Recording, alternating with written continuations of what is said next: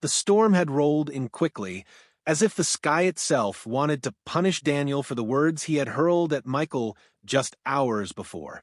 The argument had been sharp and bitter, their voices ricocheting off the apartment walls until Daniel slammed the door and left, choosing the solace of the road over another night of icy silence.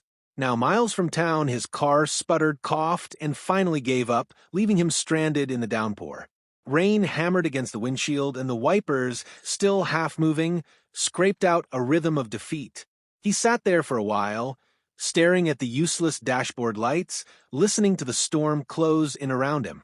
His phone was nearly dead, and the screen flickered when he tried to dial. The truth was undeniable. He was alone on a rural road, with no one to call and nowhere to go. Michael's face flashed in his mind, hard and distant. Even if his phone had full charge, would Michael have come for him? Would he have even answered? Headlights cut through the curtain of rain, startling Daniel. A large truck slowed as it drew alongside him. The driver's window rolled down, and a voice called out over the storm, steady and deep. "You stuck out here?" Daniel hesitated, but nodded. The man leaned out, his cowboy hat shielding him from the worst of the rain. He looked rugged, his features marked by years of sun and wind, but there was kindness in his expression. "Hop in," he said. A storm like this, no sense waiting on the side of the road. Something in his tone carried a calm assurance, and Daniel's instincts urged him to trust. Gathering his bag, he dashed through the sheets of rain and climbed into the warmth of the truck. The interior smelled faintly of leather and pine. The man extended a hand once Daniel settled in. "Name's Ethan."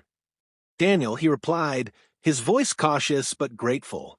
They drove in silence for a few minutes, the sound of rain drumming on the roof filling the quiet. Daniel stole glances at Ethan, noticing the way his hands gripped the wheel with quiet confidence. The man seemed grounded, at ease in a way Daniel hadn't felt in months. "Got a ranch a few miles down," Ethan said at last. "You'll catch pneumonia sitting out here. I'll get you dry, give you a place to wait this out." Daniel wanted to protest, but exhaustion pulled at him. The fight with Michael, the drive, the breakdown, it had all left him hollow. He nodded, whispering thank you. Ethan's ranch emerged from the shadows like a promise of shelter. The house was modest but sturdy, framed by the steady glow of porch lights. Once inside, Ethan handed Daniel a towel and a set of clean clothes, simple flannel and worn jeans. Daniel changed in the small guest room, the scent of laundry soap oddly comforting. When he returned, Ethan had brewed coffee, steam curling upward like an invitation. They sat across from each other at the wooden kitchen table. The storm howled against the windows, but inside the space felt cocooned, steady. Daniel wrapped his hands around the mug, savoring the warmth. Ethan asked only simple questions: where Daniel was from, what had brought him this far out. Daniel answered sparingly, never mentioning Michael by name, but his silence carried its own weight. Ethan didn't press, and somehow that restraint made Daniel want to say more. In the quiet moments between their words, Daniel studied Ethan's face. The cowboy's eyes were steady, a shade of blue that seemed to hold both patience and unspoken stories. He carried himself with a calm strength, a gentleness that contrasted sharply with Michael's constant edge. Daniel felt something stir within him, something he didn't want to name yet. Later, as Ethan showed him to the guest room, Daniel paused at the doorway. "I don't know how to thank you," he said softly. Ethan shrugged, almost shy. "Storm's rough tonight." Anyone would have done the same.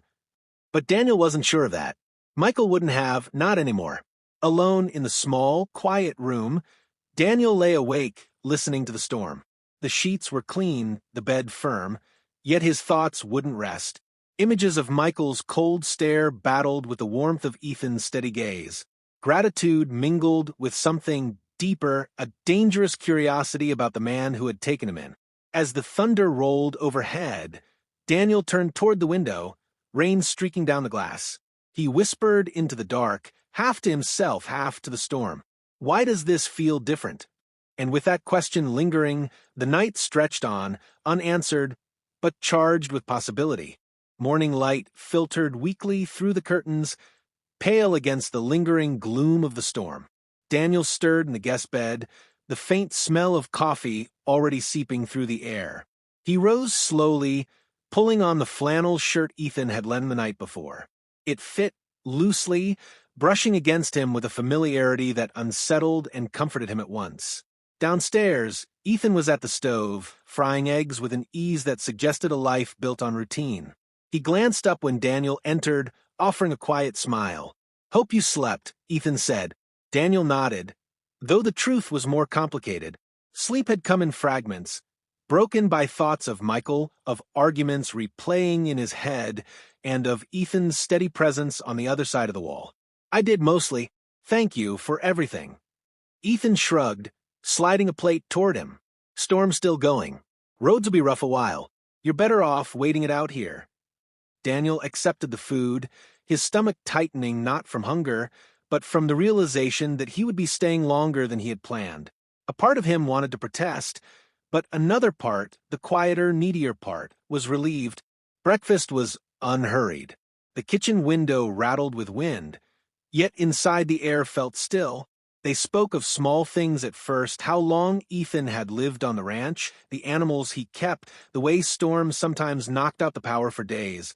Daniel found himself laughing, genuinely, at Ethan's dry humor. It startled him how easily the cowboy drew that out, as though he had been waiting for someone to remind him he could still feel lightness. When the dishes were cleared, Ethan offered to show him around. They pulled on boots and stepped outside. The rain had slowed to a mist, leaving the land washed clean. The fields stretched wide, framed by distant hills, and the damp earth carried the scent of renewal. Ethan pointed out the barn, the horses, the fence line he'd repaired last spring. Daniel listened, but more than the words, he noticed the warmth in Ethan's tone when he spoke of his home. Inside the barn, the air smelled of hay and leather. A horse shifted in its stall, snorting softly. Ethan rested his hand on the animal's neck, his movements calm and sure. Daniel watched, struck by the tenderness in such a rugged man. Something about that contrast pulled at him, stirring feelings he had tried to bury. "You ever ride?" Ethan asked, glancing at him. "Not really," Daniel admitted. Michael always wanted more city life. Horses weren't exactly part of it. The name slipped out before he could stop himself. Ethan didn't press, only nodded, his expression unreadable. Still, the mention made Daniel's chest tighten. It was the first time he had spoken Michael's name aloud since the night before, and it tasted bitter on his tongue. They lingered in the barn until the rain thickened again, forcing them back inside. By then, the house felt less like shelter and more like a place where time had slowed. Daniel found himself at the window, watching droplets race down the glass, while Ethan sat nearby, nursing another cup of coffee. It was in the quiet that the weight of everything pressed down. Michael's absence, their fractured love, the loneliness Daniel had carried for months, it all crystallized in the stillness. Ethan's presence only sharpened it, because here was someone who saw him without judgment, who asked for nothing yet gave freely. Finally, Daniel spoke, his voice low. "I don't know why I'm telling you this, but things haven't been right for a long time. With him." Ethan looked at him, steady and unflinching. "Sometimes we hold on because we're afraid of what happens if we let go." The words landed heavier than Daniel expected. He felt his throat tighten, a mixture of grief and longing. He turned away, but Ethan's hand touched his lightly, grounding him. It was the smallest gesture, but the spark it ignited was undeniable. Daniel should have pulled back. Instead, he let the contact linger. For a moment, their eyes locked, an unspoken recognition of the desire that had been building since the night before. Neither moved further, yet the silence was charged, fragile, dangerous. When Ethan finally drew his hand away, Daniel's pulse still raced. The storm outside roared, but inside, another storm had already taken root.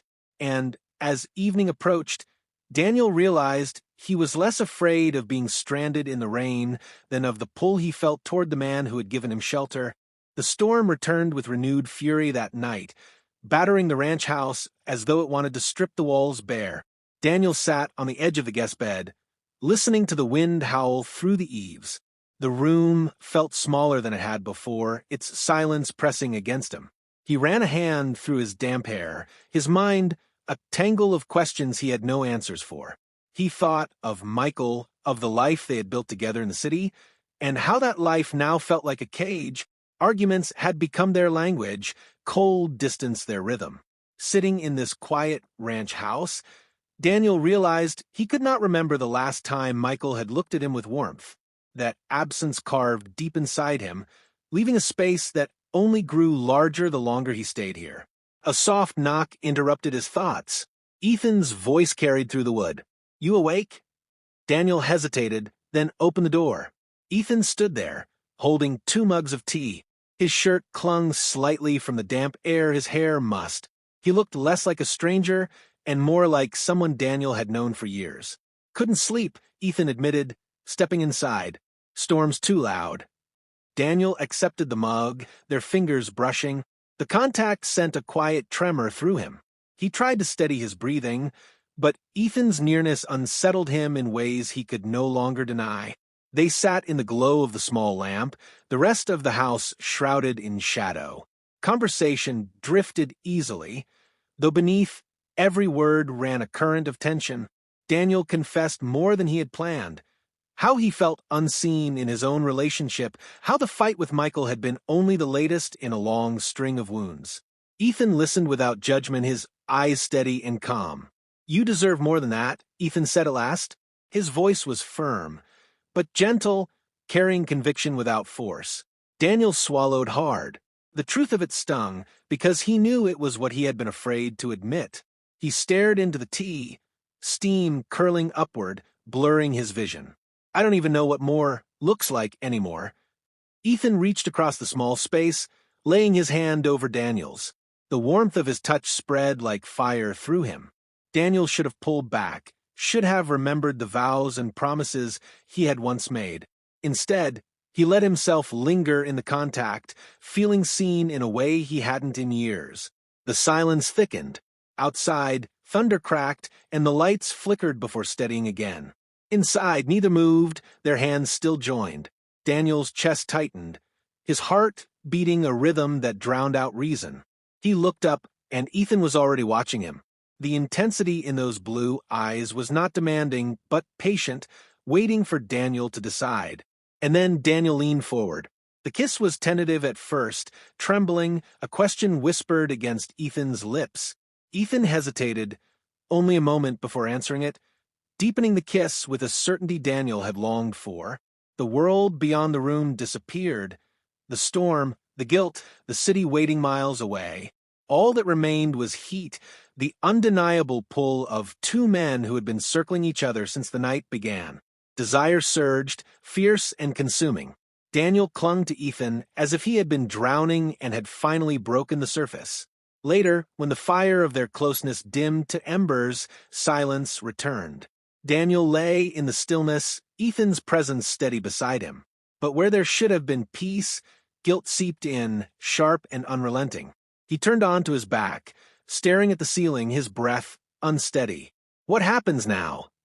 Ethan asked quietly, his voice carrying no demand, only uncertainty. Daniel closed his eyes. He wanted to answer, but the words stuck. He thought of Michael again, of the life he had promised, of the betrayal he had just chosen. He thought of Ethan, of the honesty in his touch, the comfort in his gaze. The divide between them felt impossible to cross. By morning, the storm had passed. The world outside glittered with rain-washed clarity, yet inside Daniel felt more tangled than ever. He dressed slowly, avoiding Ethan's eyes as he packed his bag. At the door, Ethan stood with hands in his pockets, shoulders heavy. "You'll be safe on the roads now," Ethan said simply. Daniel nodded, the weight in his chest nearly unbearable. "Thank you. For everything." Ethan gave a small nod, his expression unreadable, though his eyes lingered with something unspoken. Driving away, Daniel gripped the wheel tightly, the ranch fading in the mirror.